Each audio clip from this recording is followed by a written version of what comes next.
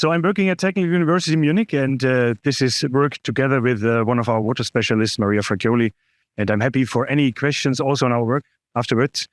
So the organizers asked me, GB, the boss, asked me to provide a kind of overview of what kind of evidence is out there in terms of why the adoption of proven technologies actually doesn't doesn't work. And so drivers and barriers. I hope, I'm an economist, I hope you can see that I gave my best to do some interdisciplinary angle, give an interdisciplinary angle to it. Okay, so first we asked the question, well, water is scarce. What has agriculture to do with that? Then we asked the question in how far technologies that could solve the problem of more efficient water use in agriculture, why those technologies are not taken up. So the actual technology adoption questions, which we touched upon in different comments here and presentations earlier. And then we talk about a bit, or we summarize the evidence mainly in the economics and social science literature on what works, what drives, what triggers the adoption and the diffusion of technology, and what actually hinders, what are barriers. And then allow me to talk a bit about measurement, just a bit about robust measurement. There's a lot of measurement out there. And as empirical guys, we would like to point to the need for robust measurement. Okay, so this is what you know, what we all know. That's why we're here. We have only a certain amount of water available to use to produce food, etc. And increasingly it gets less.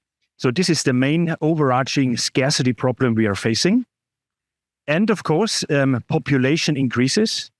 We have increased population pressure, which means we have an increased need to produce more food, to be more productive in the use of water and other natural resources. But we also have the problem that we significantly have to take care about emissions, negative impact by agricultural production. And sustainable production technologies might not be successful on all different areas of environmental implications. And climate change, we all know this, is the big multiplier that intensifies those problems, that bring a non-linearity dimension to all those problems.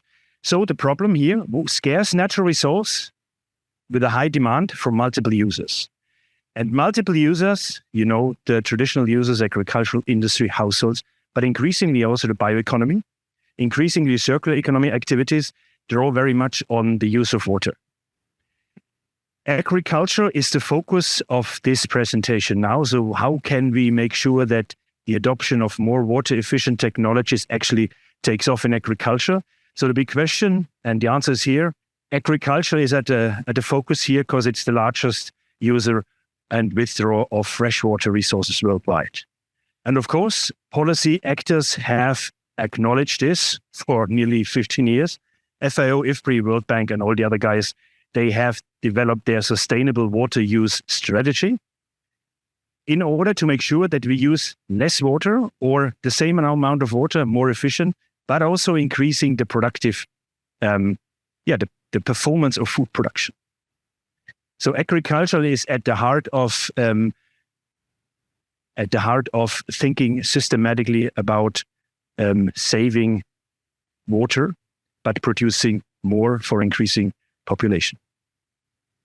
If we, and this is my interdisciplinary contribution, if we think about technology, technology could be everything and nothing. So technology in the literature is a means to fulfill a human purpose, is an assemblage of practices and components. Technology is also an entire collection of devices and knowledge. So we have a technology related to a method, a process, or a device. And the OECD has publications on everything. So the OECD thought about, okay, a collection of arts that are available, mechanical and non-mechanical, that are available to society to tackle a certain need. That's what we call technology. And we talked a lot about agricultural systems. We talked about different techniques, different tools. Sylvester presented a lot of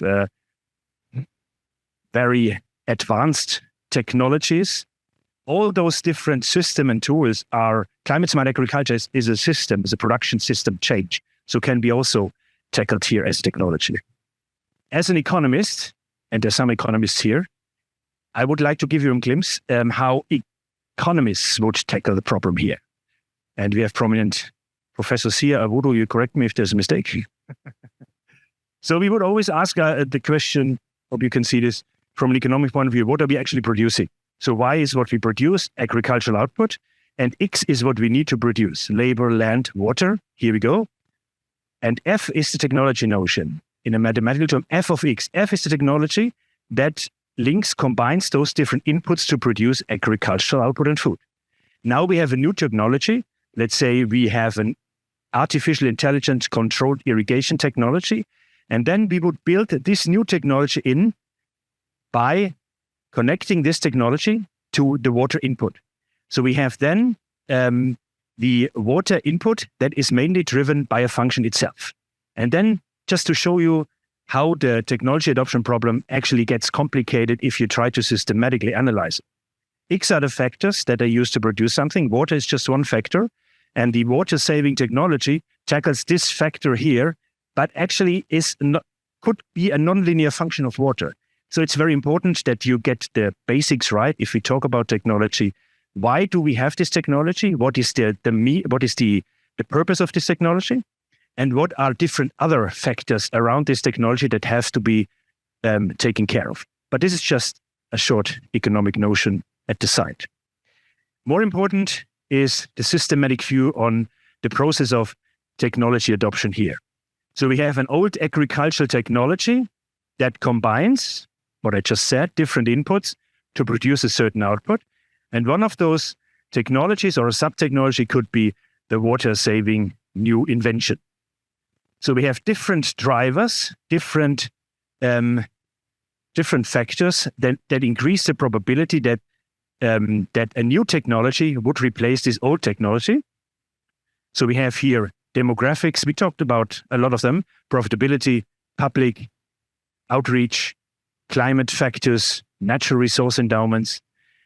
These are the factors that are location specific, but also market specific, policy specific, institutional specific. But then we have the black box of the farmer. And this links to the question that Grace had on the individual dimension of the adoption decision. So why a technology is not taken up has in many cases, an individual dimension to it. Might be observable, might be non-observable. Culture, religion, belief, efficacy, experience, and success in the past. So these are the farm-specific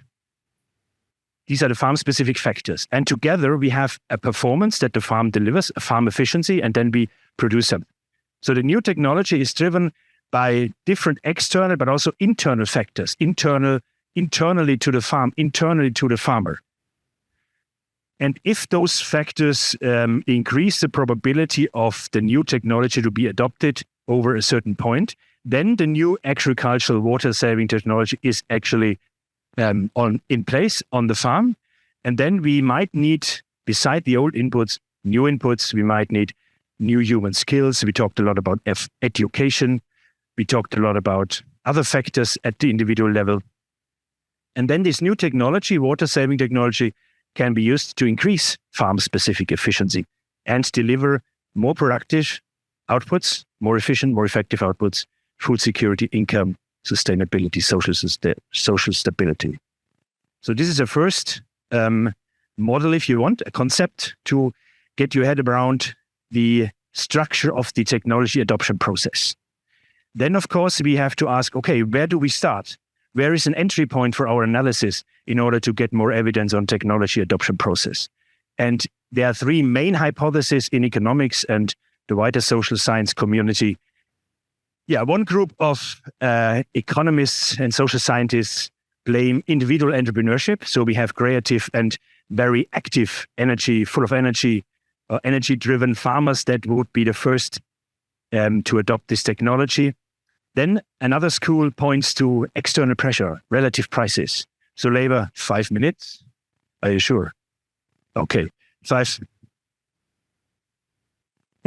Sorry, we are professor to professor. Sorry. Induced innovation, relative prices. Labor gets more expensive, so innovations that save labor might be more probable to be taken off. And then we have the large macro-oriented hypothesis that says some technologies, some cultures were always good in innovation, taking up innovation. So the likelihood that countries that have very successful adopted, innovated before are those countries that will innovate afterwards. Then we have the next question: how can we find drivers and barriers? What actually affects the speed, the diffusion of those technologies? And it's very important then in the analysis that you identify those early adopters, that you identify characteristics of those early adopters, which could serve then as an entry point, as a trigger point for policy to support in order to speed up the diffusion of the technology.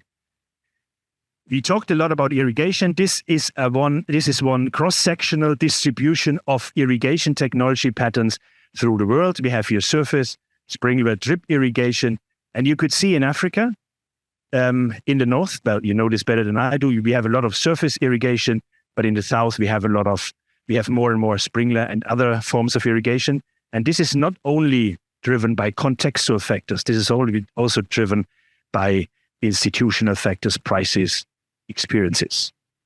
And if we have the time perspective, the change in percentage irrigated land in Africa, we can see that we have different diffusions, different speeds of diffusion of irrigation technology in Africa in 20 years. So this is a time-related proof that technology is taken up in a different speed, and this is more a cross-sectional proof that indeed we have a heterogeneous distribution of a technology that gives positive outcome. Emerging approaches, we have talked a lot before about we have heard a lot about possible new inventions in order to make irrigation more water saving. Here you have listed some examples that we also work on in Munich. Connection with other existing technologies is a very important point. We talked a lot about trade-off with other technologies. So here, one example would be drip irrigation linked to organic agricultural means. Okay, benefits of improved water technology, they are mainly clear. Benefits linked to an increase in productivity, a decrease in risk of failure. We can positively contribute to the conservation of natural resources. We talk about water here. It hopefully also leads to an income increase at the farm at the livelihood level. An example for drip irrigation, the positive points of drip irrigation are known to all of you. We have negative points, which are then also an entry point to think about what could be barriers, why this technology, despite the proven positive aspects, is not taken up. High initial investment costs. So think about creative ways of financing, shouldering those high costs, and then negative impact on the water resource. Yes, the adoption decision is mainly driven is decided at the farmer's level, at the individual level. And in the literature, there's lots of evidence, empirical evidence, that socioeconomic drivers, environmental and institutional drivers are the main factors that increase the probability that a certain technology is actually adopted. Here you find examples for socioeconomic drivers, age, of course, education. There's always a non-linear effect of education. Extension services, very important, that lead to a higher farming experience, and so forth. And if you would like to do more research on this or more evidence gathering for the policymakers, here I have listed different crucial seminal works, more in the economic and social science area, that have done full-blown empirical research using real-world data on what drives those factors. And don't get irritated by the 1985. I'm convinced that you have to start to understand a certain topic. You have to start with the first writings and then gradually build up your evidence. If you start with the last writing, it needs much more time to get to the core of it. That's why it's here. Agroclimatic environmental drivers. 2 minutes. 2 very long minutes. Okay, agroclimatic environmental drivers, of course, farm size and tenure. Larger farms are more likely to adopt. Smaller farms are more likely to adopt. That's the scaling issue here. Then we have policies, very important. We have some policymakers here. So getting the right message to farmers, communicating the benefits of a certain technology is what policymakers have to deliver here. And land quality, of course, is important. Again, I will give you some seminal works that give you more evidence and a kind of hint to do more research. And then finally, institutional drivers, very important, and it links to the presentation of Ariel this morning. Programs are very important, but the monitoring and the evaluation of those programs is very important to learn on the policy side what works and what does not work given certain contextual settings. Again, I list here some seminal works for you to follow up on this work. And there was always, I think I pointed to the fact that I'm convinced that you should start with the first writings and then gradually approach the subject. Potential barriers, of course, knowledge about the technology, the ability to use this knowledge, to apply this knowledge, access to infrastructure, and infrastructure is does not only relate to roads. We talked about this, but also to access to credit. Policy discrepancies, so failure in policy making. Technological externalities, so we have positive, negative effects on other stakeholders by the technology might be another barrier to adopt those technologies. And finally, one more minute.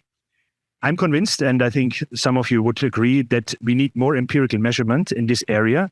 So we have to measure on one point, we have to measure different factors, given that would increase the probability for a technology to be adopted, but also different factors that would work in order to speed up the process of diffusion. So currently we do a stated preference analysis with the Asian Development Bank in order to help them to find certain values linked to a river restoration project. And this is not directly linked to water saving technologies, but indirectly, because the main aim of this investment, which is subsidized by the Asian Development Bank, is focusing on irrigation efficiency. And we would like to, or we try to show together with Asian Development guys that there are more non-market values linked to this technology in terms of river restoration, and therefore we do a choice modeling. So these are different methods you can use in order to ex ante measure the adoption probability of a technology. And there are lots of ex post methods to use to measure the success and the factors and the barriers linked to a uptake of a technology. And if you would like to get into measurement, then you need to answer those questions here. What's the specific technology we talk about? Are there complementary substitutional technologies that are linked to this technology? How do we measure technology uptake? Is it the number of adopters over time? Is it the share of land that is cultivated by the new technology as our dependent variable? And then, depending on the nature of data you have, in many cases you have only a cross-sectional data set, then you would use different methods here. This is very much linked to the micro perspective, so micro farm level, household level. There are lots of studies also looking into the macro innovation framework. They're not so much quantitative, they're very much qualitative, but this is another way to produce empirical evidence on drivers and barriers with respect to water saving technologies. And then finally, really my last slide. We talked about policy programs that are in place, policy programs that have to be measured. And here in this setting, identifying the effect of a policy program that is mainly that should target the uptake of a water saving technology. Identifying the effect is key and requires a lot of sophisticated statistical methods and very good data. So just doing a survey and asking, does this technology help to improve your yield, is not sufficient. There are lots of other factors to increase or not the yield. And I've listed some statistical methods here for those guys who would do more in this area. So you always have to make sure that you have a counterfactual farm that has not adopted this technology, but is more or less the same as this farm. So that's the basic counterfactual approach. If you don't follow this approach, you mix a lot of factors, and you attribute a lot to the policy, positive or negative. And you can also work at the macro scale with a more synthetic control group approach. Or if you don't have any counterfactual, you could use traditional regression techniques. But we can talk about all this later on if someone is interested. But this presentation was also meant to contribute to more systematic discussion and a more systematic review of technologies and the adoption problem. Okay, I leave it there. Thank you very much.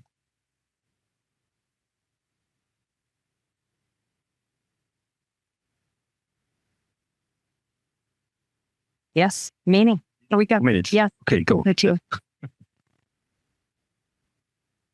So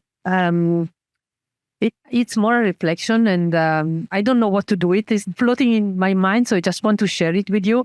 So in developed economies, we went from developing agriculture, irrigation, and like 15 years, 20 years ago, we realized that we had closed basins, we had polluted soils, we had overexploited aquifers, so we turned into high efficiency in irrigation.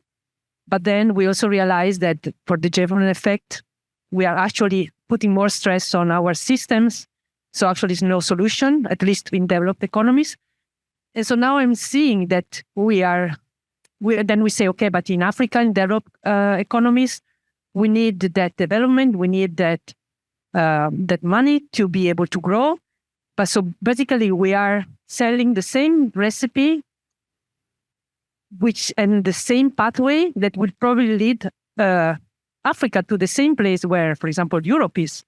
So I don't know what the solution is, but I'm just saying we are not able to think of a different pathway for getting people out of poverty. I mean, in Spain, people were super poor 100 years ago, and they got out of that with a lot of agriculture, a lot of dams, and now we are paying the consequences of that. So I'm just wondering, is it possible to have another pathway, a better one, or is just that we have to destroy whatever we have at hand to get out of poverty? I don't know. Just.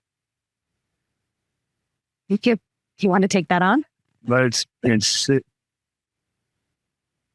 okay if it's competition, no problem. But this is more a general notion. I think this is the main. It's a highly political question. So, I mean, I'm not sure what to answer. There are different pathways. I listed different.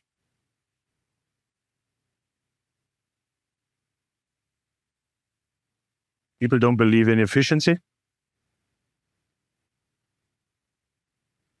No, that's not true. Then maybe I have to send you millions of references where you show you can produce more with less, and you can produce more of current resources with less impact on environment. That's the whole climate smart agriculture, digital agriculture. There's a lot. I mean, I'm not sure. I mean, maybe it's related to a discipline, but efficiency is related to scarcity. It's related to getting the most out of resources. So resource efficiency is basically it's an operationalization of the term sustainability. So there's nothing wrong with efficiency. So the efficient use of resources is nothing less than producing more sustainable. Maybe it's your interpretation of efficiency between disciplines.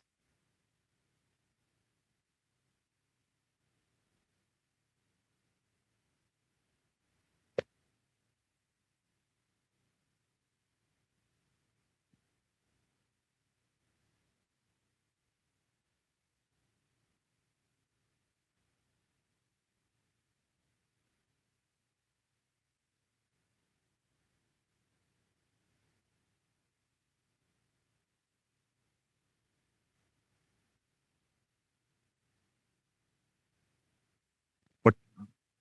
Yeah.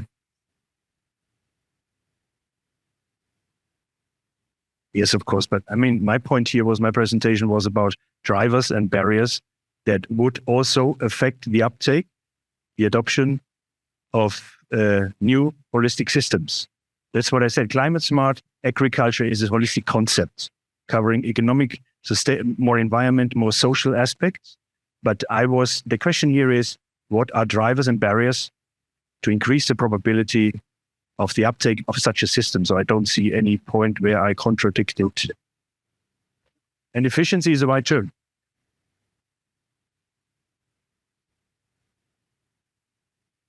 No, you just have to be open to counter arguments, then we have no problems. But that's my opinion. But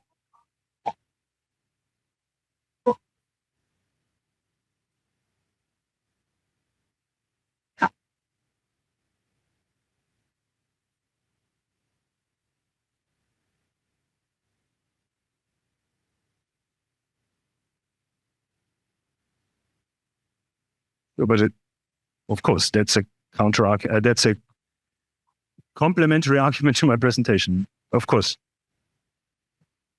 No, that's true, yeah. But it depends very much on the technology and on the region. Please. Okay. Thanks for a very interesting presentation. When you were showing some of the slides, you reminded me about the stick we had yesterday. And remember, next to the dam, there was that sinkhole. And I was asking myself to say, maybe our infrastructure cannot withhold or withstand the natural disasters that we are facing. And the point that I'm trying to raise is that in order for Africa, I don't want to say about Africa, I mean Africa, that's a continent. In order for us to get out of the loop, especially we must change the way we do business and also the way we think. Especially where we want to overcome climate change challenges. My grandfather used to remind me before he passed away to say, Sylvester, you cannot solve 21st century using 2019 strategy. It does not work that. And then for us as scientists for legal practice, we've got the responsibility to engage community, but also advise policymakers. This thing of just, being reactive, not being proactive, is creating a lot of problems for us. Whenever we have disaster, we talk about it. Until such time wherein we jack up the early warning system and try to take science serious, we'll keep on debating about whether this technology is working or whether we need to adopt this and this and that. I appreciate the slides on the innovation, because for us, some of the technology we have to import from other countries and adapt to them to suit our local situation. But the most important thing is to make sure that the livelihood of our people is sustained. And this is a problem across the continent. You go to this place, you have a project, when researchers getting up their stuff and get out of the community, the project collapses because maybe the exit plan is not good enough, or we just want to work with community and that's it. Somehow, we need to come up with practical intervention, because if we don't do that, that is where you start to see some conflict in different communities. That's my. Thank you. So, thank you very much, Johannes, for this very, very interesting presentation.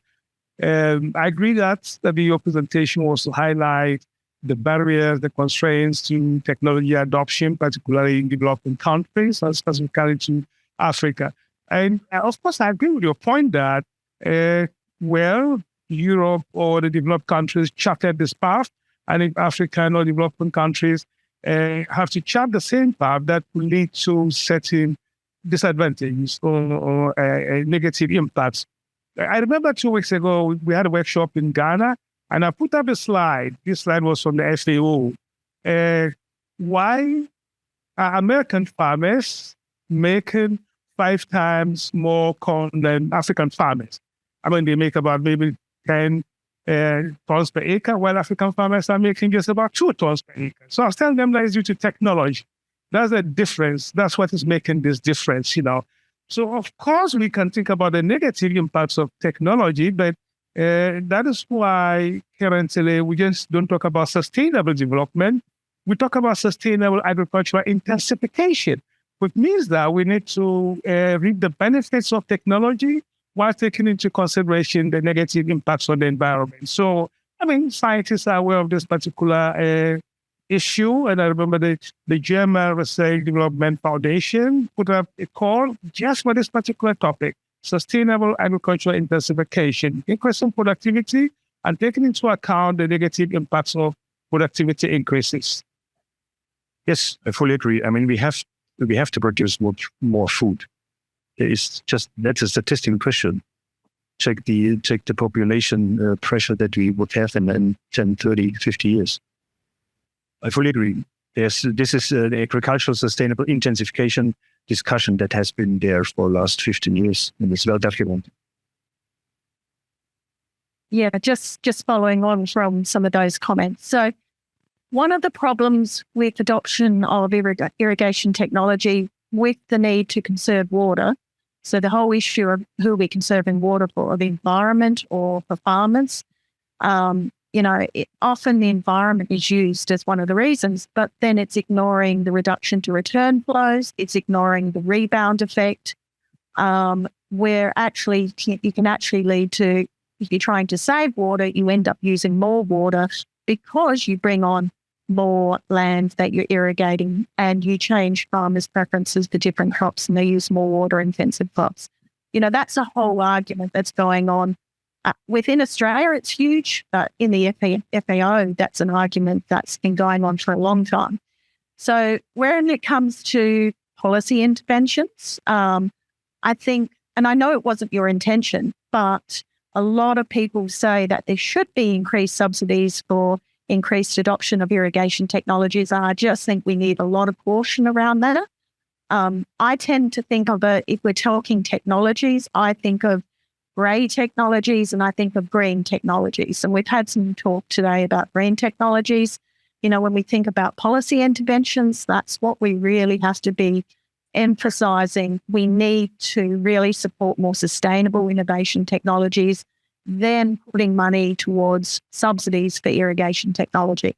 So that's just a general point. Ariel and then Marcella.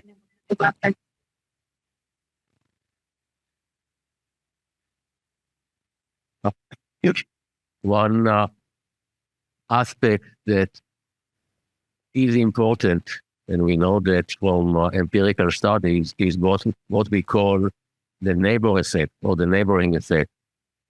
And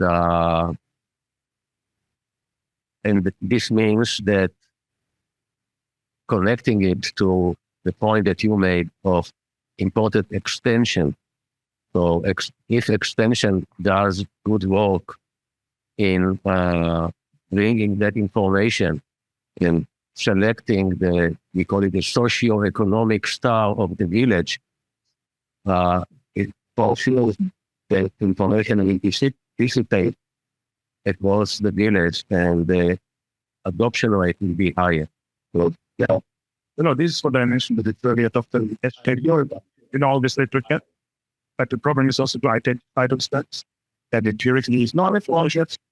you just go and ask you, either going below video. Yeah,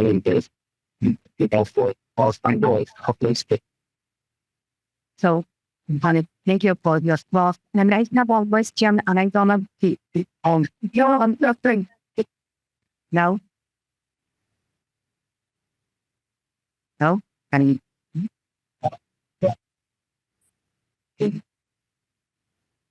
So,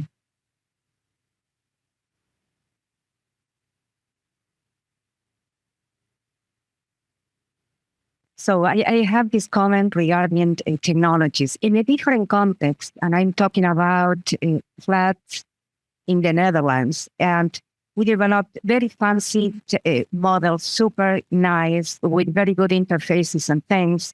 And we find out that people would not use them for decision making. Here I'm talking about decision making, not policy making, and I'm talking about a different context. And what we find out that the reasons why these very fancy, nice models were not used were because they would not match the organization of decision making and how people in the decision makers could interact and how they would organize their actions. And so they prefer to take actions without these fancy models. And I was wondering now if, in the context of irrigation, how the organizations of farmers, I mean, is that just an individual thing, or it's something that in which the organizations and the social structure behind the adoption of these technologies and the context in which they are adopted may make a great deal or probably a barrier for the adoption. So bringing these organizational levels, a group level, that's my comment, question, suggestions, and that's it.